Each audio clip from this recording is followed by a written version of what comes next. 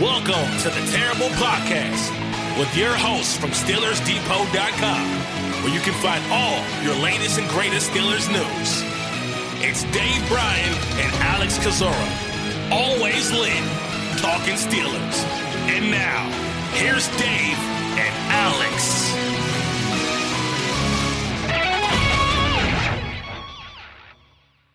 Welcome to the Terrible Podcast, special edition of the Terrible Podcast. I am Alex Kozora. Alongside me, as always, is Dave Bryan. Happy Sunday, August 8th to you guys, Steelers Nation. Dave, day 8 in the books on August 8th in terms of Steelers public practice. Game week will start tomorrow, back out there in training camp at Heinz Field tomorrow and Tuesday before Thursday's game against the Eagles. So a lot to talk about, a lot to write about today as well. Yeah, I'm not even sure what day it is. I haven't known. It's kind of, I don't know. It's kind of felt like a Tuesday or a Wednesday today, but it's actually like a Sunday. So I'm all. That's mixed. Never a good sign. Yeah, I mean, one day's rolling into the next year, and we're a little bit halfway through this. Look, training camp's the hard part, of the entire season when it comes to stuff for us, because you're out there obviously covering practices, and I'm manning the Metroplex, if you will, and so yeah, it makes for challenging. You got you got so much stuff coming in at one time during the day. You got your practice reports, you got interviews going on, and it just makes it challenging. But I'm not complaining because, boy, I got a great life. It's just I never know what day it is. That's the problem.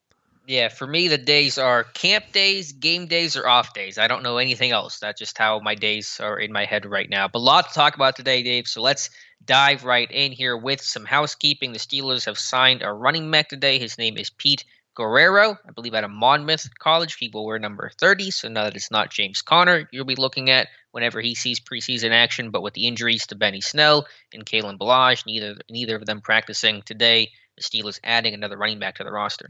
Yeah, and I can't help myself. I got to go watch tape on as soon as these guys are signed, and get through some of the highlights and look at a couple of quick stats and whatnot. A small kid, but he ran, I think, the 100 and 200 meters as a freshman at school, blazing fast. I think 4.4 speed, right around in there. Man, I know it's Monmouth, but man, you want to look at some big runs that kid had. I counted, and this is at a minimum, I think, just in the what was this final season, 2019, something like 20 runs of 20 yards or longer, and that was that's just counting the known long runs in the game. From box score collections. It doesn't count. He probably had, I dare say, he probably had 30 such runs, of 20 yards or longer. Boy, wow. If he gets to that second level, now he's a smaller kid, I think somewhere around 5'8", 5'9", 190 pounds. But if he gets in that second level, he's hard to catch. I think caught quite a few passes as well too. But look, he is what he is. He was on the practice squad, I think, last year of the Jets and the Panthers. Obviously, didn't make a 53-man roster there, and I think been out of work a little bit this offseason here. But within all that, I mean, you got some banged up running backs and all.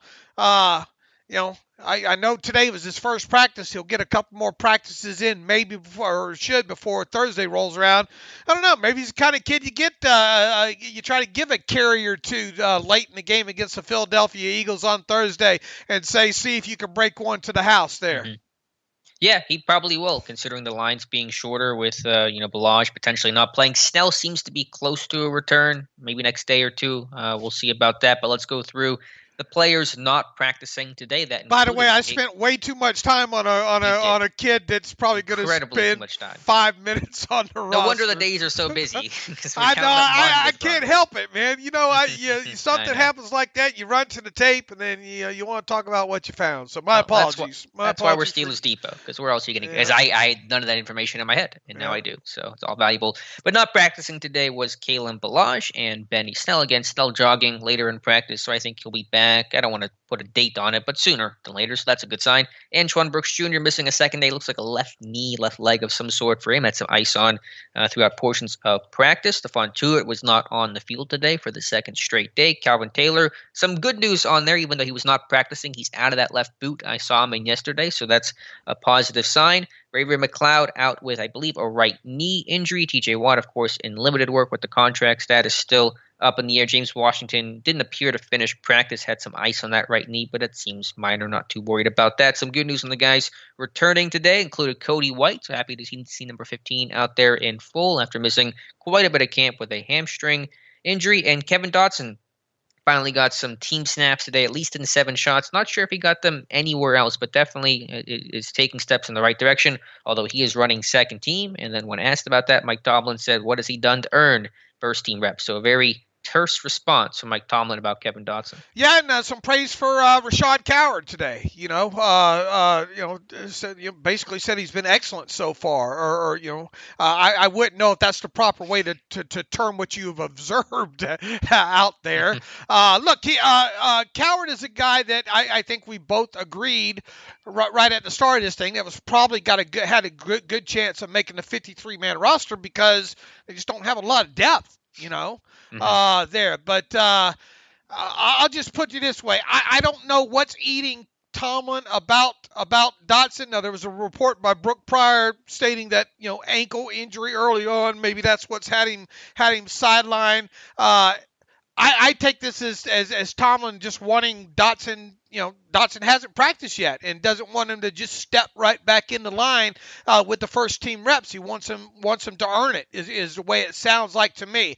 I will just put it to you this way. If week 1 rolls around and Rashad Coward is your starting left guard and not Kevin Dotson, then something's gone horribly wrong and somebody got some splaining to do. I think it's right and fair and accurate to say that's the reason why Dotson has been or is second string today. But the way that Tomlin said it was a lot more aggressive than it could have been or probably needed to be, at least if you were just, a fly on the wall, not understanding what was going on. So it was certainly a pretty aggressive to me response from Mike Tomlin. It sounded like he's aggravated that he's not back in practicing yet more than anything. Right. Now, why that is, we could play a million guesses and try to figure that out. But that seemed to be the way that Tomlin said it. Yeah, and is the ankle too tender or what? I don't know. But I think when you look at this thing long term, if you go back and you remember what Mike Tomlin said right there after the first training camp practice, he made it sound like it wasn't going to be long at all. With whatever was ailing Dotson. Remember, that was the answer. I don't need to provide an injury report, so I won't. Right. It was a tweak. A tweak of something there. So I think the best way to just look at this is long term, and that's the fact that something has gone horribly wrong if Kevin Dotson's not your starting left guard come week 1. Now, fast forward to what's going to happen Thursday against the Eagles.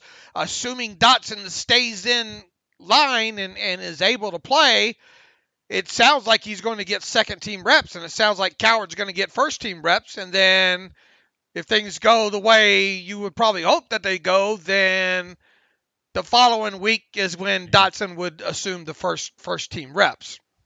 That sounds reasonable to me. We'll see what happens, but I can't argue with that. Yeah, the Tomlin's assessment, who am I to argue with the head coach of the Pittsburgh Steelers in terms of Coward's excellent play? I would not call it excellent, but it has been competitive, and he's been available. And obviously when Dotson hasn't been, and Coward's been out there for every single day of practice, probably gotten more reps than any other player on the 90-man roster, played some left guard and some right guard as well. I'm sure that's, in that sense, is endearing himself to the coaching staff and Tomlin in particular. Right, and I think the thing that sticks out is position. You got a guy in Coward too. This position has position flexibility, right? Mm-hmm. He's right. He played. Let's see, Trey Turner didn't play the other night, and Coward got the start at right guard, and then obviously when Trey Turner has been in there in practices, Coward has been the left guard primarily, I think, in there. So I would think, and we don't know. Tomlin might throw us a curveball here. We might get to Thursday, and Trey Turner might might be held out because of a True. A contusion to the birth certificate, and you might see Coward at right guard, and you might see Dotson at left guard. So we just have to wait and see. Yeah, that's a really good point. Hadn't even thought of that. So wait and see is probably the good approach. Do I still think Dotson will be the week 1 starter? I do. Will I guarantee it at this point? I won't, but I will. Keep an eye on things. All right, you will. I think so, but there's some weirdness going on there, and so I'm always hesitant to jump in with both feet and some weirdness. You know me, I don't never check the depth of the pool. Yeah, I'm also like the most scaredy cat person ever with these guarantees. Yeah, look, I've been injured too many times. I don't care anymore. But once again, I'll be shocked. It would have to be injury related, I think, if Dotson's not the starter in week 1. And once again, if he's not, shame. Right. You are the Steve-O of the podcast. Yeah, I'm the jackass. Go ahead and say it. I am not. I want to soap my mouth. Anyway, let's get to today's practice. Starting with quarterback, Josh Dobbs led the team through touchdown on a 2-minute drill. I thought it was just good overall. He's just shown a lot of accuracy this year, not just in the 2-minute drill, just in the game over practice so far. His completion rate is way up. It's 70-something%, I think, and past camps has been 50%, and had a really good ball rolling to his left, a little off platform to Rico Bussey for a 19-yard gain, just a pinpoint throw along the left sideline. So accuracy to me was the big thing I pointed to Haskins and Dobbs. For Dobbs, talking about him, I think we've seen marketed improvement in terms of accuracy, especially some of the routine throws that he's missed in the past, would just miss a crosser, and I haven't seen that happen nearly as much this year. So again, reps really hard to come by. Dobbs even admitted in an honest moment he was frustrated by the lack of reps, and understandably so. But whenever he's playing well. He's playing with house money right now. And what I don't know if you went back and listened to that interview from after, when was it, Saturday's practice yesterday. Very poised, and he's always been that. I mean, just a great kid, man. I mean, all the way around. Very intelligent, speaks thoughtfully and all like that. I think he just figures at this point now, look, I'm playing with house money now. I've got nothing to lose. I know how to take the mental reps and all like that, and just go out there and make the most of my reps and see what happens there. And so far he's done that. He did that in the game the other night there. I'm sure he's probably going to get, I don't know how much, but maybe a little bit of playing time against the Eagles there. And Mike Tomlin praised him and said, you guys always seem to rule out Josh Dobbs, but there he is. But what Tomlin didn't say is, well, we dealt him away to Jacksonville. We liked him so much, in that. So that's why anything can happen. Injuries can happen. That's why you have 4 and plus Ben needs his time off as usual on top of it. So you just keep rolling these guys out there, and you keep the best 3. That's what you do. You do. I don't want to send either of us down a rabbit hole here on this podcast. Maybe we'll save that for tomorrow's regular podcast. But let's assume that Dobbs gets cut. I've said for a while you probably still try to keep that 4th on the practice squad. Putting aside could he get claimed and all that stuff for a moment, would Dobbs even want to sign to the Steelers practice squad? Why would you if you're the number 4 and your opportunities have been so limited? So while I would love to get Dobbs on the practice squad, I wonder, would he want to stay in Pittsburgh? I don't think there's a really good reason for him to do so. Yeah, that's a great point. He was kind of asked about the whirlwind and all that happened, and you obviously don't want to get cut from the team that drafted you. So that's a great point. Maybe we'll explore that a little bit more when we get to the Monday podcast. At running back, again, with a team in shells, no tackling today. It can be tougher to evaluate those guys. Guerrero, by the way, was in team a little bit today, so he's getting thrown in the fire right away. Jalen Samuels did have a nice catch in one-on-one, a great snag, left side with his left hand, but had a drop in team. And again, the injuries to Snell and Ballage are opening the door for him some, but the hands just frustrate me sometimes.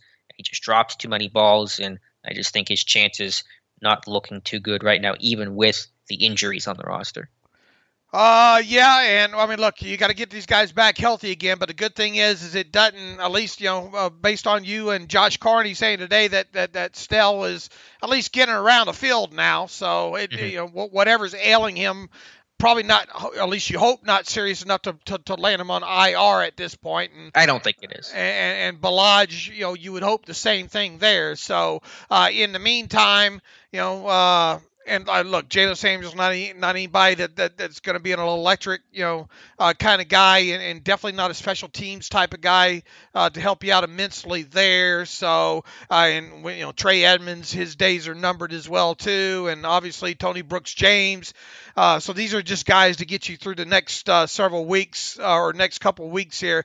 I guess the big thing at this point is how much work once again will Najee Harris and Anthony McFarland Jr. get in preseason game 2. Do you need to get them all that much work? And obviously with McFarland you probably do. Maybe not as much this go around for Najee. We'll see. But we'll just see what happens from there. I would like to see McFarland get the bulk of the carries on Thursday. And how many that is, it's hard to put a number to it, but 8 to 10, something in there.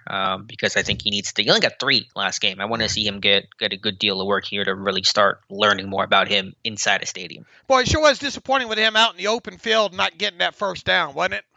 Yeah, it was a third down play. Just didn't know where the sticks was at, trying to go around people, just go forward. And they had the punt, I believe, or they went for it. I forget what the result there was, but that's a first down he needs to have. Right. You have to, and look, I realize the defender was right there, but you're a back that's got a little bit of wiggle to you, and it's not like, you got a little bit of extra poundage on you. You got to get that first down there. So that was one of those two instances, I think, that I was kind of disappointed with what McFarland showed the other night there. But look, other than that, I mean, I think we know who the top 2 are, and that's going to be Harris and McFarland, barring injuries. And you have to think Balaj has really done enough right now to be inside the bubble. And for assuming they keep 4, you would think Snell's inside the bubble as well too, assuming they keep 4 plus a fullback in Derek Watt. They still using Derek Watt a little bit? Yeah, Haskins threw to him on a wheel today, was incomplete, broken up well by Miles Killebrew. And just to wrap up the running back position, I do think there's a chance, a decent chance really, that Trey Edmonds stays on the practice squad just because of all the hats that he wears. And so if they keep those 4 you just mentioned on the 53, and then Edmonds is kind of the poor Swiss Army knife on the practice squad, I could see that happening. Okay. Because he's fullback, kind of tight end, special teamer. Again, doesn't do anything too well, but just a versatile guy. At wide receiver, again, in a Shells day, I didn't see anything too notable. Rico Bussey seems to always emerge in these Shells practices when their pads aren't on, for better or for worse. And Anthony Johnson, as I mentioned yesterday, just like his versatility. This guy, I don't think is uniquely physically gifted. He has some size, but he can line up everywhere. He's made some solid plays on special teams. Had a clip on Twitter this morning of the Cowboys game of him on that long punt return by Sexton, knocking down the gunner, then have the double team on Gilbert. And so just a good rep overall. To me, he's like the definition of solid practice squad material. And he is a guy that's been around a little bit. Unfortunately, injury has caused him to, I think, be waived twice already. Hadn't he been waived twice? At least once injured. At least one. Yeah, maybe twice already, and he's a guy that still continues to hang around. So it would be nice to see him start making some plays and not putting the football on the ground, offensively. But make no mistake about it, if he, it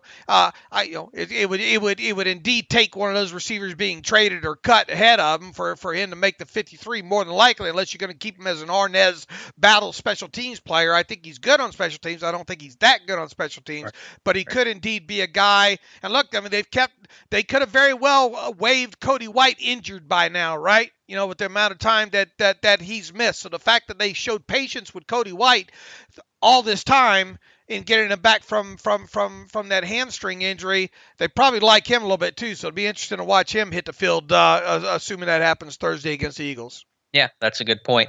At tight end, don't have a ton to note today, but I did want to circle back to the Eric Ebron comments I made yesterday. He was running first team like normal today, so I think much ado about nothing from what I was saying yesterday, and had a couple catches, but probably not a whole lot to discuss with that tight end group. Nothing blocking wise to kind of really report today, right? No, Gentry. I know Ebron got beat by, I think, Highsmith and pass pro, but I mean, Highsmith's going to win that rep, so that's man, not a surprise. You dig deeper into that Dallas game, man, and Raiders sure does show up, doesn't he? And yeah, the play before the Balaj touchdown had another, even just as good of a block, driving his feet on that one. Man, that's tough to overcome. And special teams wise, I haven't really looked and didn't pay too much attention to Radar and special teams. I'll probably get another run through the tape tomorrow morning or tomorrow night and see if I can identify him on special teams, see if he made a mark there. But you would think he's the better special teams player than Gentry, and obviously the better blocker, and receiving skills has come around a little bit as well too. Don't think that those couple of blocks didn't get highlighted in the meeting room this week. Absolutely, yeah. To me, he's the better blocker. Gentry has shown improvement there, but Raiders still better overall. Gentry could very well land on the practice squad, and probably with ease too. I would say so. Yeah. I had a nice catch today and some one-on-one stuff, skying over Killebrew, but I think I still have Raiders as the number 3 on this tight end number 3 tight end on this team right now. Me as well. At offensive line, just thought it was a tough day overall for Joe Haig in particular. Zach Banner did not work in team today. Haig's probably wishing Banner did, because Ingram just wore this guy out time and time again. Okorafor had some issues with Alex Highsmith and pass pro, and I think in the run game as well. Highsmith just disengaging and getting off the block, but Joe Haig in particular, probably not one of his better practices today, especially in pass pro. All right, so with Okorafor back now, is all this is it nonsense about Dan Moore challenging him for the number 1 spot as far as you can tell? Based on the way they're running, I mean, Okorafor jumped, basically right back in first team left tackle. So the way it worked today was Okorafor, Coward, Green, Turner, and Haig. So all the signs so far, and based on their play, Moore's had some moments, but he's also had some negatives as well. I will guarantee that basically that Okorafor will be the left tackle week 1 against Buffalo. All right, you're going against the experts, huh? Yeah. Who knows? Who knows what I'm with you. I was shocked to kind of read some of that stuff there. I mean, you're there every day. Look, we watched the tape and all, and I would be shocked. I mean, I guess if you didn't know this team well and you just saw Dan Moore every single day running first team left tackle, or you heard that, maybe you would just think that because you didn't know Okorafor's the guy and he's been nicked up, and I don't know, but Okorafor should be your guy. Kevin Dotson's hit. Everybody evidently been on Kevin Dotson saying, "Well, what's up with you? Thought you were in shape and all like that." Dotson says, replies to Twitter, "Today was my first time practicing since we started. I've been out with an injury." So that's his reply. Okay. Yeah. Again, the weight thing. To him not practicing in camp didn't make sense, because let's assume that was true back in June. His weight wouldn't have been taken care of now, and he wouldn't have been put on PUP or something. He passed his conditioning test. So if there was a weight issue, and again, looking at the guy, he's fine. I don't know how that wouldn't have been resolved in the 6 weeks from OTAs to training camp. Yeah, I mean, in other words, you don't think it's conditioning, you just think it's an injury, right? That's what it seems to be. That's what it seems to me. That's what it has seemed to be to me the whole time here. It's just maybe Tomlin's a little bit irked that it's taking him a little while to get over whatever it is, right. and I think Brooke Pryor reported it's ankle and all like that. So gonna be interesting next time he gets in front of the camera. Let's just say that. Mm-hmm, for sure. Defensive line, again, don't have a ton to note here. I thought Carlos Davis was more active today. Had a good run tackle there sometime in team. But God, I've got high hopes for him, man. Maybe too high. There wasn't a lot of tape going back, he was a late round draft pick, and you kind of wondered how he would fit in and grow into the system and all. And all we had was the 60-something snaps against Dallas last year. But there was a lot of good in that snaps, and I'm not optimistic. I'm optimistic from the fact of trying to be optimistic. It'd be sure nice to have someone in place there to help transition from Alualu on into your next defensive tackle there. It would. I still can't figure out this group. I think Loudermilk's more inside than outside right now. Buggs is such a hard guy to figure out because the tape looks good, but the reps aren't always there. I know sometimes the coaching staff hasn't, he's kind of in the doghouse occasionally, so I just can't figure this group out right now, to be honest. That's going to be the toughest spot for me to decide in every roster prediction who I'm keeping and who I'm quote unquote cutting, because it is just, to me, so darn close. The only thing that holds me up is, man, they traded up into the 5th to get a body type player, and they seem to all the words, huh? Yeah, they Loudermilk. Yeah, they like. They traded up to get him a size, a weight, height, weight, speed type of guy that kind of fits what they look for. They've been calling him Young Cam, and there are some positives from Keith Butler on Loudermilk saying, look, he does need to get stronger. Who doesn't? I mean, this is a red shirt year for him. If he has to see the field much of any as a rookie, especially early, something's probably gone wrong. But within that, man, I guess, you're not going to cut him you're not going to keep him just out of sympathy, but it sure would look bad that you move on up for a guy that maybe you probably could have had in the 6th round, that you wind up, cutting to get to your practice squad, and right. Who knows what happens from there. I'm not saying he's going to be one of those guys, oh, no, don't cut him. He's going to, you can't cut him. We go through this every year. There's 3 guys that the Steelers can't cut, but they all clear waivers. Yeah, there's like 90 guys around the league that cannot be cut, and right. They all go through waivers. I think that'll be the easier keep. But then let's assume he makes the roster. You have your top 3 plus Wormley, so that's 5. Who's number 6 is like the really hard question. Is it Buggs? Is it Mondo? Is it Davis?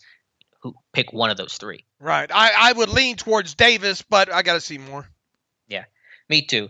Outside linebacker, again, Melvin Ingram, really good day. Thought Highsmith did well as well. Just the defensive line in terms of getting their hands on passes. Alualu had a pass breakup at the line of scrimmage. So did Roche in 7 shots. And so did Jameer Jones on a screen to the left side. So those guys active getting and throwing lanes. Haven't seen that much in camp. Saw that today, and that's always a good sign, at least if you're on defense. Yeah, Keith Butler put down the what for. I think we talked about that a little bit yesterday about, what it's going to take for some of these backup linebackers to make the roster.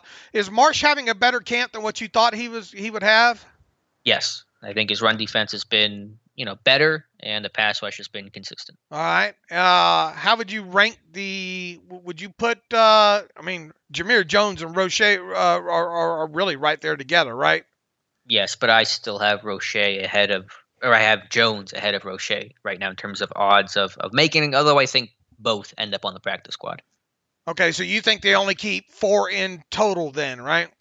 That's still where I'm at. Yeah, again, not locked in, but that's, it's Watt, Highsmith, Ingram, and Marsh is my 4 right now. Yeah, in reality, Roche, Jameer Jones, and I don't know, Bundage, name me another back end inside linebacker.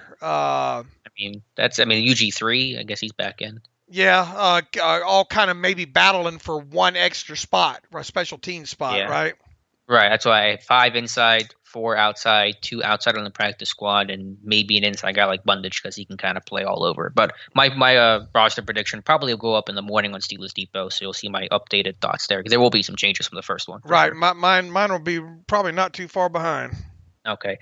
Inside linebacker Robert Spillane looked good in the coverage drill. Had a really good defense of Pat Freiermuth down the seam, and then a breakup on a throw to, I forget who, but whoever it was, maybe Kevin Rader, broke it up on a little skinny post. And so Spillane, obviously he's not as athletic as Devin Bush, but the technique seems to be a bit better. Bush is still a good athlete, and I think he was making strides in coverage last year. The technique probably still needs work, especially defending things vertically. Spillane has that technique. It seems at least a little more down pat. All right. At corner, don't have a whole lot to note there today. Don't believe anyone had an interception today. Gilbert was kind of around the ball a decent amount. And Arthur Millette and Jaquir Brown, again, getting a lot of nickel snaps because Antoine Brooks Jr. Remains out of practice.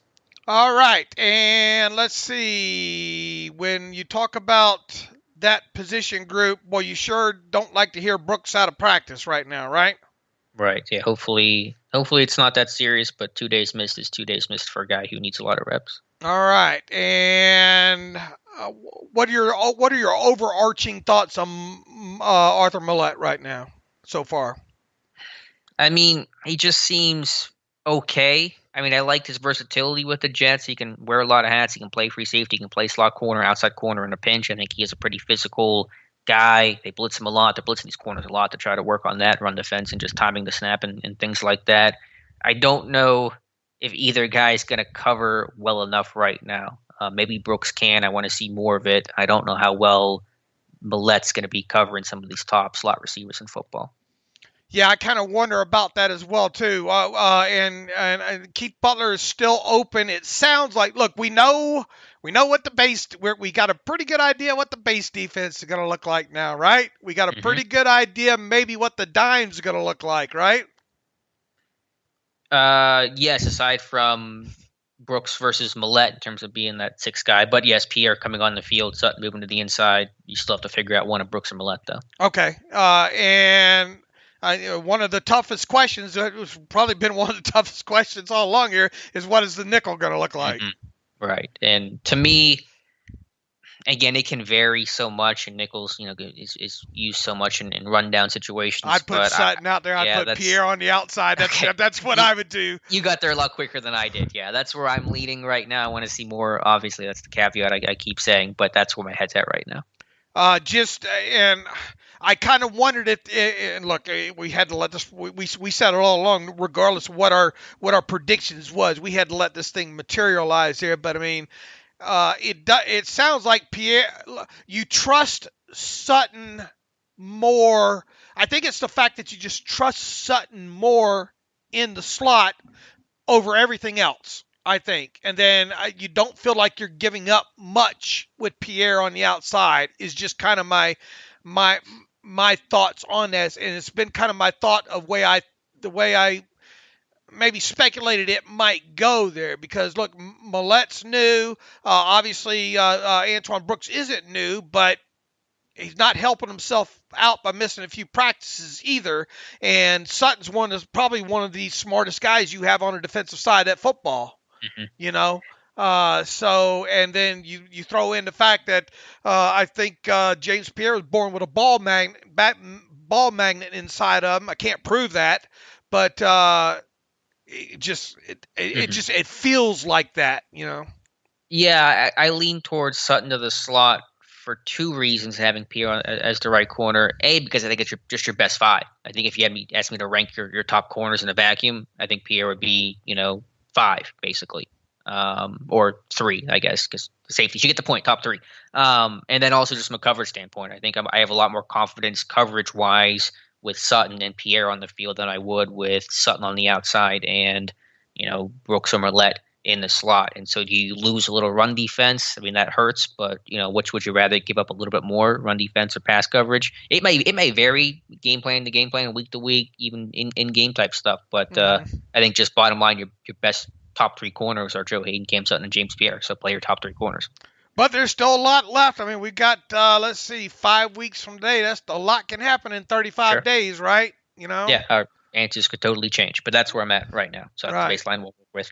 And at safety, I just like, I'm mixed on Trey Norwood. The instincts are there. Had a really good undercut of a crossing pattern over up by Ebron today and broke it up. I just want to see that physicality, him coming downhill, banging around on special teams, those things he's going to have to do to really prove himself. But I think instinctually in that see to do and that, go after the football stuff is there. And that's a skill not all the secondary, not all the DBs in the world have. And so that's one you probably want to keep around. And again, Keith Butler talked him up pretty good yesterday. Yeah, well, and that's fine if you don't watch any of the game. And then are you saying Keith Butler didn't watch the game? No, I don't know. But and then you see him run the other way from a fullback coming at him. Where he clearly, I think he did a good job on that one.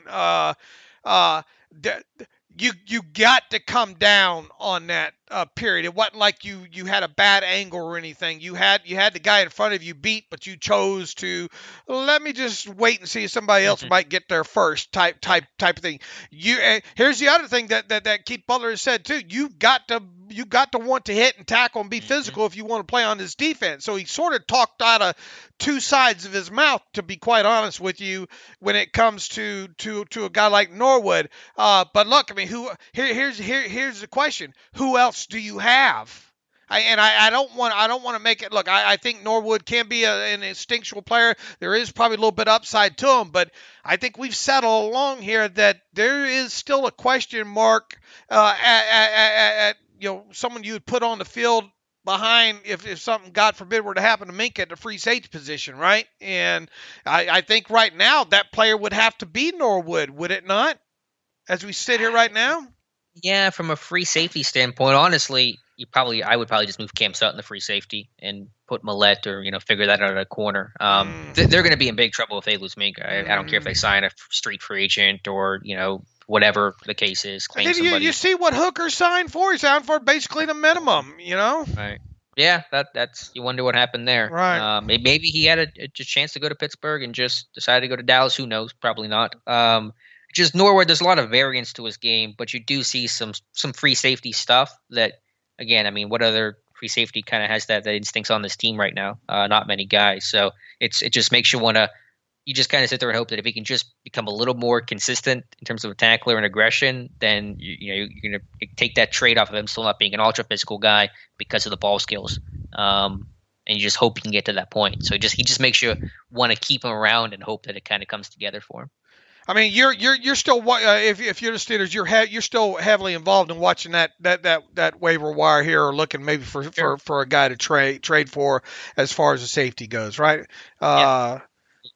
Where are you on Norwood percent chance of making the roster right now?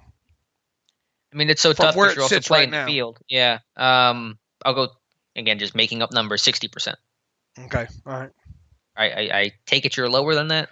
I don't know how to feel on it right now because I haven't. You're there every day. I'm not. Right. So even though I read your reports and all, I still had the film to go off of. More than anything, and just the overall complexion of this roster. And to me, he feels like a practice squad guy right now. Yeah, I get that. Because it'd be one thing if this guy was a special teams, demon on top of it, but I'm not there with him yet on that. So, once again, 35 days is a long ways away, and I've only seen the kid play one game in a Steelers uniform, so maybe that'll change, and maybe your reports will get a little bit more glowing on him. But from where I sit right now, I wouldn't have a lot of confidence with him being kind of the backup, dressed safety on the roster, I guess is what I'm saying. Right. From where I sit here today. Yeah, but you can say that about any 7th round draft pick. Sure, sure. I don't mean to belabor the point, but obviously he's not super physical. But the team knew that when they drafted him. If they wanted a really physical guy, then they shouldn't have drafted him in the first place. They can't be like, why are you not some Thomas Jonathan Abram, hard hitter or something like that. That's not the guy you drafted. So. Yeah, they know that. They have to understand that when they took him. So I don't know. I think he's going to make it, but I just think it still change for sure. I mean, we've seen in there, in some of the post-draft profiles that we had on the site and all, and the guys did a real good job of breaking them down. Though, I mean, there are instances of him wanting to come up and make the hit. Now he haphazardly does it, throwing his body around and not looking at what he's hitting. The form's definitely not there. So it's not like we're dealing with a total Gerard Holloman here. Right. I knew we were going that direction. Right? Yeah. But he's not scared. He's not like. But on the flip side, he's not Troy Polamalu, okay? And who is? But I'm not even sure he's in the happy medium in between the two, obviously. But I don't know. I got to see more from him and maybe learn more about him from practices from you. I get your point about, he's not the big hitter, the big physical, face in the fan kind of guy. But if he was that guy and someone with plus ball skills, he wouldn't have been a 7th round pick. He's like a day 2 kind of guy. So, those guys aren't going to be perfect, but a long ways to go. And I'll say this about from what I've seen and it's just obviously been a little bit on Miles Killebrew as well too. I don't know. Maybe that guy's a better strong safety than what people may be giving him credit for. I think he's safe. I don't think he's going to ever help you out in terms of making big plays, but he'll be a really good run defender and a very solid tackler. Right, and going to help you on special teams, which was one of the main reasons why they signed him in the first place. But I guess what I'm getting at, we had is he a linebacker? Is he a safety? He's only played, I don't know, what did he play, 100 snaps so far in his NFL career on the defensive side of the ball? I forget what the number was on that. But to me, I think he's squarely a safety at this point. And, I mean, just from what I saw the other night, I mean, we talked about he might have been the top 3 or 5, whatever player on defensive, player of the game in that game against the Cowboys. I'm still convinced of that. Right. Obviously you don't want your safeties making tackles 7-8 yards down the field, right? But on a consistent basis. But he seems to be reliable in that area. If he would have came down with that interception on that tip by Pierre, he might have been player of the. I don't know if anybody was going to be player of the game over Highsmith, but there would have maybe been a little bit of conversation on that. What about Steiner? Yeah, Steiner had a great pick in the game and had a pick in practice very similar to that. So it kind of has that. He's definitely a bigger body, a more physical body. Overall, Lamont Wade has made some splash plays as well. So again, these guys are still trying to figure each other out, and the team's trying to figure out what they have in him. But yeah, Killebrew to me is a solid short-term, emergency starting backup kind of guy and a core special teamer. Man, that bus looks just like him, Drew Pearson, when he played. Oh, have it on right now? Yeah. Okay. Man, they have done how about last night? I know we're running along here, but how about last night? What a great night for a Steelers fan that was there, and the bust have looked. I didn't think Troy Polamalu's was all that. It was close. It wasn't. Adrian Jade's bust was right on. There was a few of them that were really, really good last night. So I'm interested to see what obviously what Fanica's look like and all like that. So obviously people know where we're at watching Drew Pearson start his induction speech right now. Anything else about the secondary? No, I think we covered it pretty well. Quick note on the specialist, Barry and Harvin punting today. Barry, again, the numbers kind of seem to show a little more consistency. Not that I would call Harvin inconsistent. Barry was just extremely consistent. Harvin's hang time is noticeably better from our averages. Barry's yards is a little bit better than Harvin's. Harvin had one amazing punt, though. I have it down 64 yards at 5.23 seconds of hang time. Wow. That is the best hang time I've ever recorded at training camp. That breaks Jordan Barry's record of 5.18 set in August of 2019. So that's your super, super geeky stat of the day. Good day for both, I thought, overall. You could give it the edge to probably either guy, but Harvin really has some punts that just kind of wow you off his leg. All right. Good stuff. You'll be back out there again tomorrow, right? Any kind of final thoughts? 7 shots or team period stuff that really stuck out? Juju had one of the plays of the day. Good toe tap catch in 7 shots. Offense won it 4-2-3. Want to thank Touring Plans for their support of the site. Go check out the website touringplans.com if you are planning a trip to Disney. Shout out to Josh Carney, who was at practice today, him and his brother, and giving us some good content as well. My buddy Kevin Adams, big Steelers presence on Twitter, and a really good guy overall. So good to hang out with him at practice today. All right, good stuff. We will be back at it again about the same time on Monday night. I don't know if we're going to be doing the Monday do we do the YouTube tomorrow too, or what? We're scheduled to, but I don't know how that's going to work with the schedule right now. But we do have the regular edition of the podcast, which we're going to have to fit in tomorrow at some point, I guess, before camp. All right, so watch the ceremonies tonight and sleep fast, Alex, and you and I will get back after it again bright and early in the morning there. So in the meantime, follow me on Twitter at Steelers Depot. Follow Alex on Twitter at Alex_Kozora. Follow the show at Terrible Podcast. Email the show, theterriblepodcast@gmail.com. And let's see, I think that'll wrap up this special edition of the Terrible Podcast, Pittsburgh Steelers Training Camp 2021. And as always, thanks for listening to the Terrible Podcast with Dave and Alex.